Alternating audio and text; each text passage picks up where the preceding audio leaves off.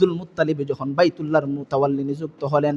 তাফসীর ইবনে কাসিরের মধ্যে উল্লেখ করেন, সিরাত ইবনে হিশামের মধ্যে উল্লেখ করেন, ফাবাইনা আব্দুল মুত্তালিব নাইমুন ফিল হাতিমি, আব্দুল মুত্তালিব একদিন তিনি কাবায়ে হাতিমের মধ্যে শায়িত আছেন। এমত অবস্থায় একজন ব্যক্তি স্বপ্নের মধ্যে দেখলেন, ফাউতিয়া, একজন ব্যক্তি তার সামনে আসলেন, ফিল মানামি, তিনি স্বপ্নের মধ্যে দেখলেন একজন লোক তার কাছে আসলো।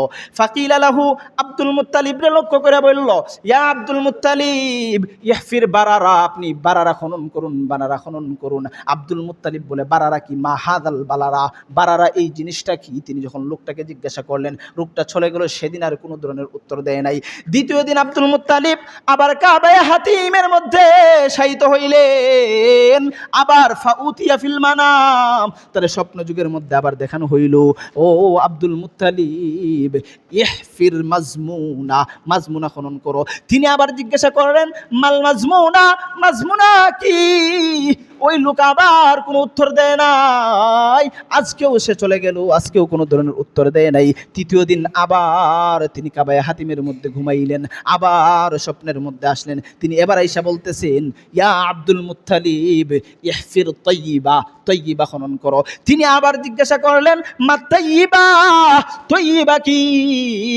বারারা বললা, বারারার কথা জিকাইলাম, বারারার কথাও কিছু বললা না। মাজমুনা খনন করার কথা বললা, মাজমুনা জিকাইলাম, মাজমুনার কথাও বললা না। এবার বললা তয়্যিবা, তয়্যিবার কথা জিকাইলাম, মা তয়্যিবা, তয়্যিবা জিনিসটা কি? সেদিনও তিনি কোনো উত্তর দেন নাই, সেখান থেকে বিদায় নিয়ে চলে গেলেন। চতুর্থ দিন আবার আব্দুল মুত্তালিব কাবায়ে হাতিমের মধ্যে ঘুমাইলেন। কাবায়ে হাতিমের মধ্যে ঘুমানোর উপরে আবার দেখতেছেন, ফাউতিয়া ফিল মানামি ফাকিলা লাহু ইহফির জামজাম, হে আব্দুল মুত্তালিব জমজম খনন করো। তিনি আবার জিজ্ঞাসা করলেন, মা জামজাম, জমজমটা কি জিনিস? তিনি তো জানেন না। জিজ্ঞাসা করলেন, মা জামজাম, জমজম কি জিনিস? আল্লাহ রাব্বুল আলামিনের পক্ষ থেকে পয়গাম আসে, লা তানজিফু ওয়ালা তাজুম্মু, জমজম হলো এমন একটা কূপ, এমন একটা পানি, এমন একটা পানির নালা, যে পানি কোনোদিন নষ্ট হয় না, যে পানি কোনোদিন কইমা যায় না। আজকে থেকে নিয়া কত শত শত বছর পূর্বে আব্বাজান ইব্রাহিম তার সন্তান ইসমাইল রে মরুপান্তরের মধ্যে রাইকা আসলেন। ওই ইসমাইল তার পায়ের আঘাত লাইগা জমজম কুফু দিতে হইল। জমজম থেকে তখন থেকে নিয়ে শুরু কইরা সবাই জমজমের পানি খাইলো। আবার আব্দুল মুত্তালিব আসলেন, আল্লাহ রাব্বুল আলামিন তার স্বপ্নের মধ্যে দেখায়া ইহফির জামজাম, জমজম খনন করো, জমজম খনন করার অনুমতি দিলেন। জমজমের পাওয়ার কেমন আল্লাহ রাব্বুল আলামিন তার স্বপ্ন যুগের মধ্যে বলেন, লা তানজিফু ওয়ালা তাজুম্মু, এটা এমন এক পানি যেটা কখনো নষ্টও হবে না, কখনো শেষও হয়ে যাবে না। আজ পর্যন্ত কোটি কোটি কোটি কোটি মানুষ ওই জমজমের পানি খাইলো। প্রতিদিন লাখ লাখ লাখ লাখ হাজিরা ওই মক্কা থেকে জমজমের পানি সবাই বোতল বইরা বইরা নিয়ে আসতেছে। কই জমজমের পানি তো কইমা যায় নাই। বাড়িতে আয়না রাখলে জমজম দিয়ে যখন আপনি পানি মিশ্রিত করে খান, ওই পানি নষ্ট হয়ে যায় না, এই বোতলে ভরে রাইখা দিলে এটা ঠিক থাকে। আল্লাহ রাব্বুল আলামিন বলেন, ওয়ালা তানজিফু ওয়ালা তাজুম্মু, ওই জমজম কূপের পানি হলো এমন এক পানি, যে পানি কোনোদিন নষ্ট হবে না, যে পানি কোনোদিন শেষ হয়ে যাবে না। নবী বলে, ওই পানি তুমি যদি সংরক্ষণ কইরা যদি খাও, শারিবা লিমা শুরিবা লাহু, তুমি যে উদ্দেশ্য নিয়ে জমজমের পানি খাইবা, আল্লাহ রাব্বুল আলামিন তোমার ওই উদ্দেশ্য কবুল করে নিবেন। এই জমজম খননের কথা কে বললেন? আল্লাহ তাআলা আব্দুল মুত্তালিবকে বলে দিলেন। সিরাত ইবনে হিশামের মধ্যে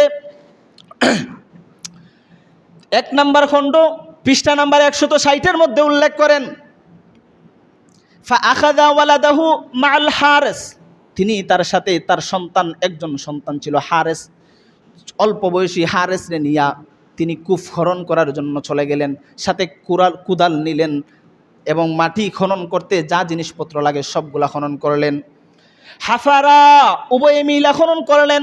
হাত্তা যাহারাত লাহুমা, যতক্ষণ পর্যন্ত না তাদের জন্য প্রকাশিত হলো কুদুরুজ যাহাবি, স্বর্ণের পেলাগুলা, ওয়াহিয়া দাফা ইনু জুরহুম, জুরহুম গোত্র যেগুলা স্বৈরাচার ফ্যাসিস্ট সরকার তথা ওই জুরহুম গোত্র ওই মক্কার জমিন থেকে বিদায় নেওয়ার সময় যেগুলা জমজম কূপের মধ্যে যে স্বর্ণের পেলাগুলা ফালাইয়া গেছিল, ওই পেলাগুলা পাওয়ার পর্যন্ত তারা, অর্থাৎ জমজমের পানি পাওয়ার আগ পর্যন্ত তারা উভয় মিলা ওয়াহাফারা হাত্তা যাহারাত লাহুমা কুদুরুজ যাহাবি মিন কুদুরুজ যাহাবি ওয়াহিয়া দাফাইনু জুরহুম, জুরহুম গোত্রের ফেলে যাওয়া স্বর্ণের পাত্রগুলা, স্বর্ণের বাটিগুলা পাওয়ার আগ পর্যন্ত তথা জমজম পাওয়ার আগ পর্যন্ত তারা খনন করলেন, তথা তারা জমজম পায়া গেলেন।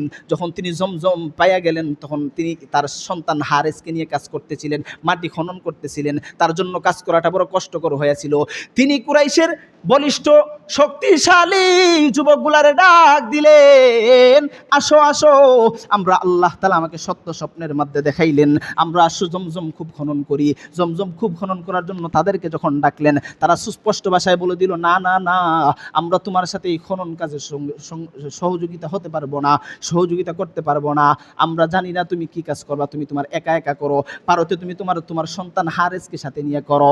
মোট কথা মক্কার কেউ আব্দুল মুত্তালিবের সঙ্গ দেয় নাই।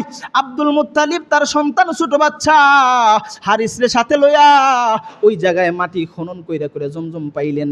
এই কষ্ট করার সময় তিনি একদিন নিয়ত কইরা বসলেন, আল্লাহ রাব্বুল আলামিন যদি আমাকে 10টা সন্তান দেয়, ওয়া নাজারা আব্দুল মুত্তালিব মান্নত করেন, ইন রুজিকাল্লাহ, যদি আল্লাহ রাব্বুল আলামিন আমাকে দান করেন আশারাতু আবনা, 10টা সন্তান, তাহলে লা ইয়াজবাহান্না, আমি অবশ্যই লি কুরবানান লিল্লাহ, আমি আল্লাহ তাআলার জন্য একজনকে কুরবানি করে দিব। যখন তিনি প্রাপ্তবয়স্ক হলেন, কিছুদিন চলে গেল, তখন 10 জন সন্তান আল্লাহ রাব্বুল আলামিন তাকে দান করলেন। আব্দুল মুত্তালিবের সন্তান ছিলেন 10 জন, জমজম কূপ খনন করার সময় ছিল একজন হারেস। যখন কিছুদিন চলে গেল, তার 10 জন সন্তান আল্লাহ রাব্বুল আলামিন দান করলেন।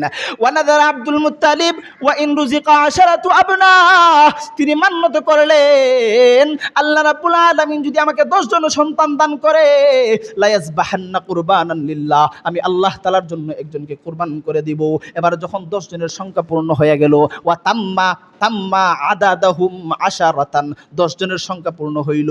এবার মক্কার লোকগুলা বলতে